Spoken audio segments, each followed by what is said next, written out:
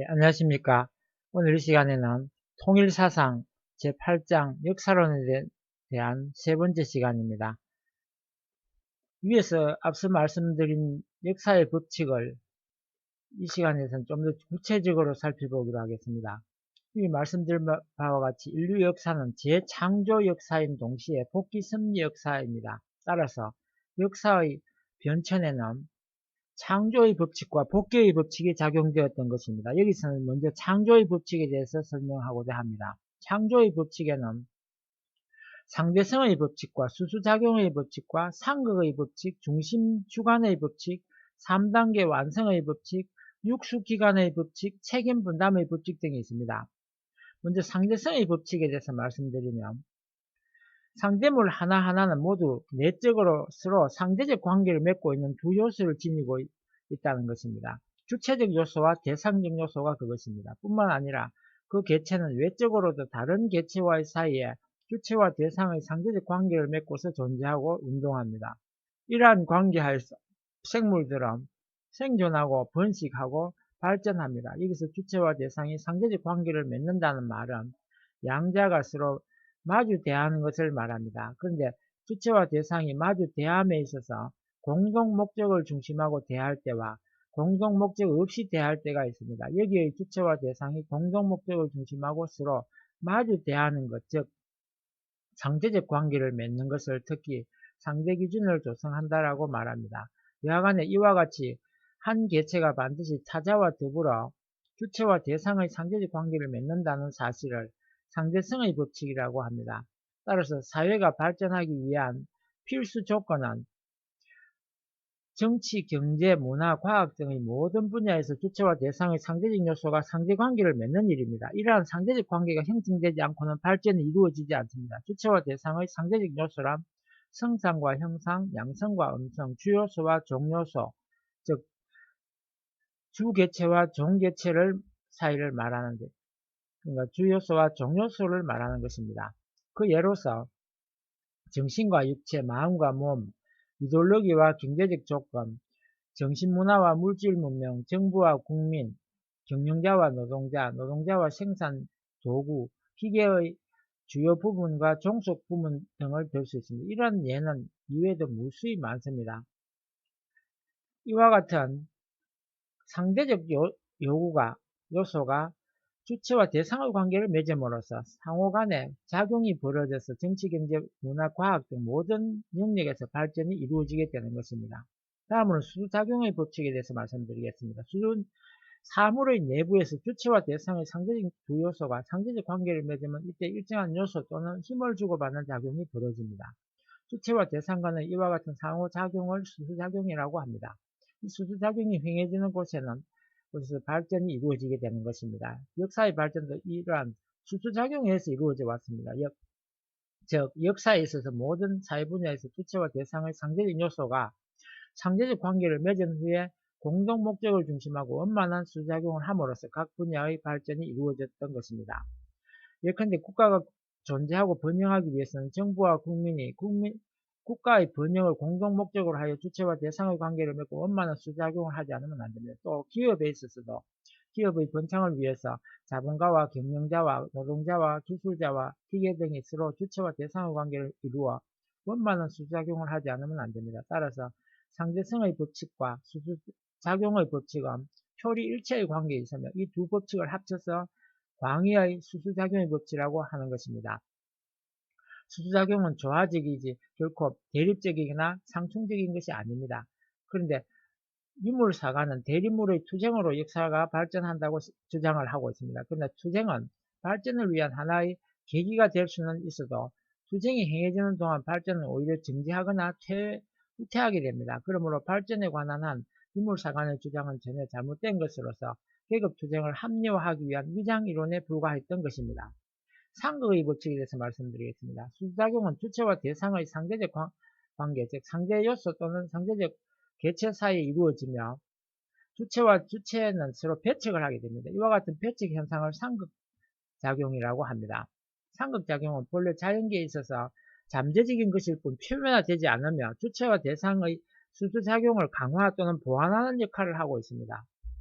예컨대 자연계에서 양전기와 양전기 서로 배척을 합니다. 이것은 주체와 대상의 수작용을 강화, 보강하기 위한 작용이며 그 자체로서 표면화되는 것은 아닙니다. 따라서 자연계에서 이와 같은 상극작용으로 말미암아 질서가 교란되지는 않습니다. 그런데 인간 사이에 있어서의 주체와 주체의 상극작용은 두 지도자 간의 대립으로 나타납니다. 혁명을 할 때 새로운 지도자와 과거의 지도자와의 대립이 그 예입니다. 이와 같은 상극작용에 있어서 두 주체, 즉 보수파의 주체나 개혁파의 주체가 각각의 대상층인 인민대중과 수작용을 하여 각각 세력을 형성합니다. 그 결과 두 세력이 대결하게 됩니다. 이때 두 주체 중의 한 편은 하나님의 섭리의 방향에 보다 가까운 입장에 서게 되고 다른 한편은 보다 먼 입장에 서게 됩니다. 전자를 선편이라 하고 후자를 악편이라고 합니다. 따라서 사회에 있어서 주체와 주체의 상극작용은 선악의 대결 또는 선악의 투쟁으로 나타납니다. 이 투쟁에서 선편이 승리하면 역사의 진행 방향은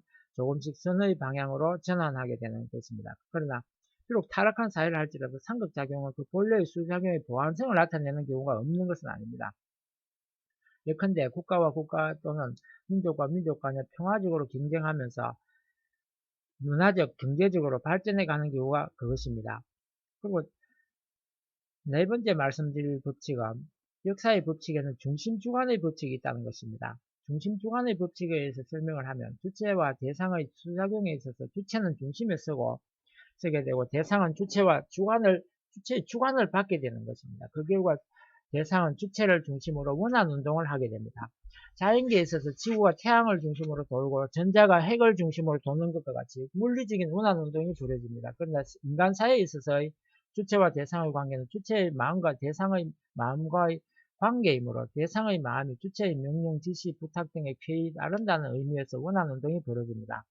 복귀 역사에서 하나님은 중심인물을 세운 후 그를 통해서 하나님의 섭리에 적합한 방향, 즉 선의 방향으로 역사를 인도해 가지만 그 경우 사회 환경을 먼저 조성하여 놓은 다음 중심인물로 하여금 그 환경을 하나님의 섭리에 맞는 방향으로 수습하게 합니다. 따라서 중심인물에게는 항상 환경을 그러니까 수습해야 할 책임 분담이 주어지게 됩니다. 이와 같이 하나님의 복귀 섭리에서 중심인물이 사회 환경을 주관하는 것을 중심의 주관의 법칙이라고 합니다. 이것은 선민뿐만 아니라 모든 민족이나 국가의 역사에도 적용되는 법칙입니다. 하나님은 인류 역사의 중심사로서 구약시대에는 이스라엘 민족사를, 예수 이후의 기독교를 중심으로 한 신약시대에는 서양사를 섭리해 나오셨습니다. 그리고 하나님은 중심사를 섭리함에 있어서 중심인물을 세워 나오셨습니다.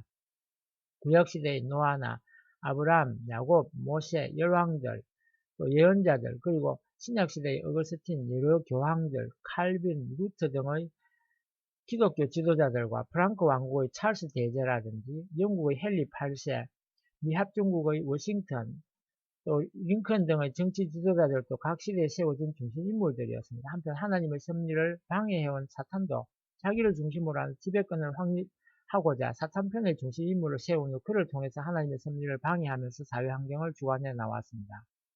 범게르만주의를 주창하면서 세계를 제패하려고 했던 빌헬름 미셰라든지 또는 히틀러라든지 공산주의 사상을 확립한 마르크스나 공산주의 혁명을 지도한 레닌, 스탈린, 모택동 등이 그와 같은 인물들입니다. 그들의 사상이나 지도력이 없는 전체주의의 대두나 공산주의 혁명은 결코 일어날 수 없는 것입니다. 토인비는 문명의 성장은 창조적 개인 혹은 창조적 소수자에 의해서 성취되는 사업이라고 하였습니다. 그리고 다수자인 대중은 창조적 개인 또는 창조적 소수자의 지도를 받아서 그들을 따른다고 하였습니다. 토인비의 이러한 주장은 바로 역사의 중심의 주관의 법칙에 작용해 왔음을 말해주는 것입니다. 중심 주관의 법칙에 대해서 좀 더 말씀을 드려야 되지만 여기서는 유물사관에 대해서 말씀을 좀 드려야 될 것 같습니다. 유물사관은 유물론의 입장에서 지도자보다도 환경을 더 중시함으로써 사회 환경의 기본 계층인 인민대중이 사회 발전에서 결정적인 역할을 다 해왔으며 지도자는 다만 일정한 사회적 조건의 제약을 받으면서 활동을 해왔을 뿐이라고 주장합니다. 이것은 정신이 물질에서 발생하기 때문에 정신이 물질의 제약을 받는 것처럼 지도자의 정신은 물질적인 환경인 사회환경의 제약을 받는다는 유물론을 근거로 한 사고방식입니다. 이와 같이 공산주의는 사회환경을 물질적인 개념으로 중심인물을 정신적인 개념으로 취급하고 있습니다. 그러나 이것은 올바른 견해가 아닙니다. 지도자는 주체이며 인민대중은 대상으로서 지도자는 그 종교적 혹은 사상적인 이념을 가지고 대중이나 사회를 일정한 방향으로 인도하고 있습니다.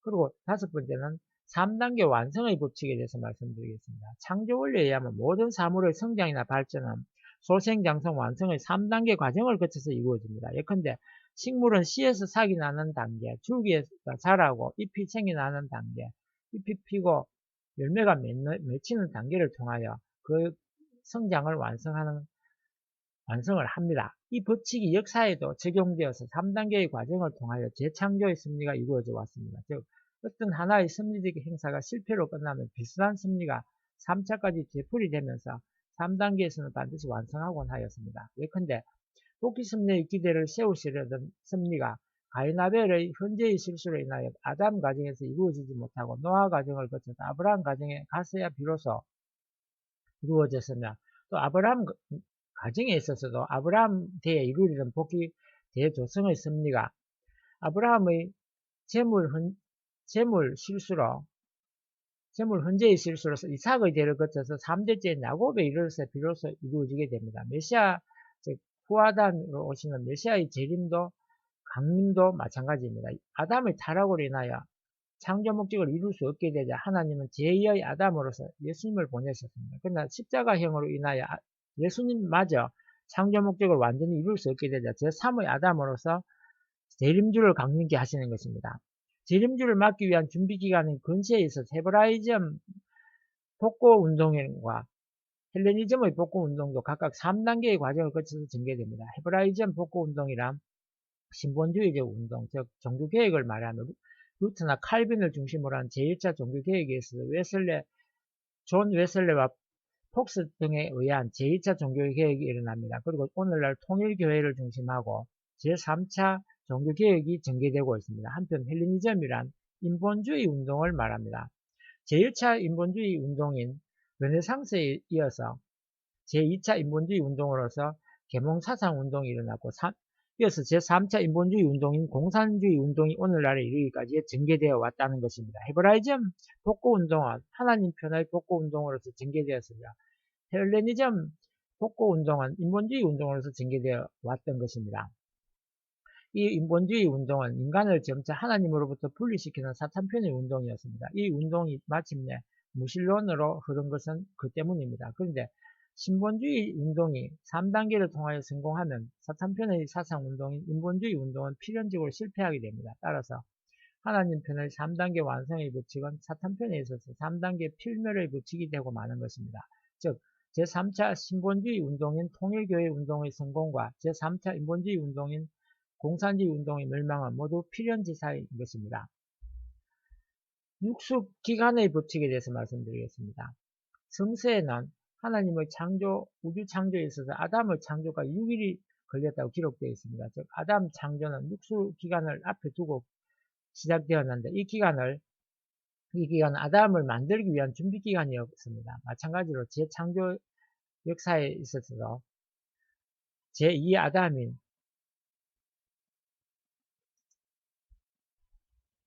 메시아도 마찬가지라고 6단계 중에 메시아를 맞이하기 위한 기간도 있었던 것입니다.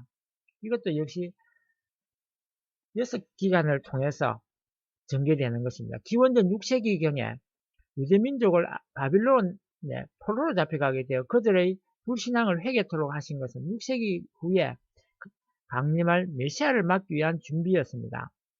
기원전 6세기경에 중국에서 공자가 나와서 유교를 세웠는데 공자 이후 6세기에 걸쳐서 제자 백가가 알려진 여러 사상가들이 나타나 불교를 세웠으며 또 비슷한 시기를 전후한 우파니샤트라 불리는 고대 인도 철학가가 출연하였습니다. 같은 시기에 중동지방에서는 조라스트교가 일어났으며 그리스에서는 철학, 예술, 과학 등이 비약적으로 발전하였습니다. 이것은 전부 메시아를 막기 위한 준비였습니다. 하나님은 이와 같이 각 지방의 사람들을 종교적으로 혹은 사상적으로 선한 방향으로 인도하여 이들에게 적합한 방향으로 메시아를 맞이할 수 있도록 준비하신 것입니다. 실존주의 철학자 야스퍼스는 기원 전 500년경을 전후하여 중국, 인도, 이란, 팔레스타인, 그리스 등에서 서로 아무런 연관도 없이 정신적 지도자들이 나타난 것에 주목하고 그 시대를 추축시대라고 불렀습니다. 거의 같은 시대에 그와 같은 정신적 지도자들이 서로 약속이나 하듯이 세계의 각지에 나타난 이유가 무엇일까요? 그는 그것을 역사적인 비밀이요. 풀 수 없는 수수께끼라고 했습니다. 그러나 이 수수께끼는 육수기관의 법칙을 이해함으로써 풀려지게 되는 것입니다.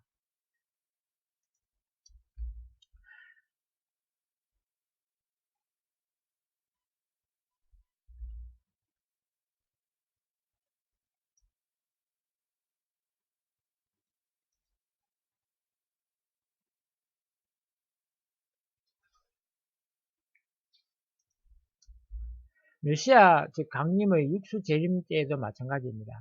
제3아담인 재림 메시아를 맞이할 때에도 메시아 재림의 육수 기간부터 하나님을 재림을 맞이할 준비를 시작하셨습니다. 그것이 14세기경부터 태동하기 시작하여 16세기에 이르러 본격화되었던 종교개혁과 르네상스 운동입니다. 18세기 말에 일어난 산업혁명 그리고 그 후에 과학과 경제의 비약적인 발전도 역시 이 재림을 위한 준비였습니다. 복귀 섭리 역사에 의하여 하나님은 20세기에 재림 메시아를 지상에 보내시기 위하여 이와 같은 준비를 해오신 것입니다. 그리고 즉 6세기 전부터 하나님은 메시아를 맞이하기 위한 준비를 시작하신 것입니다.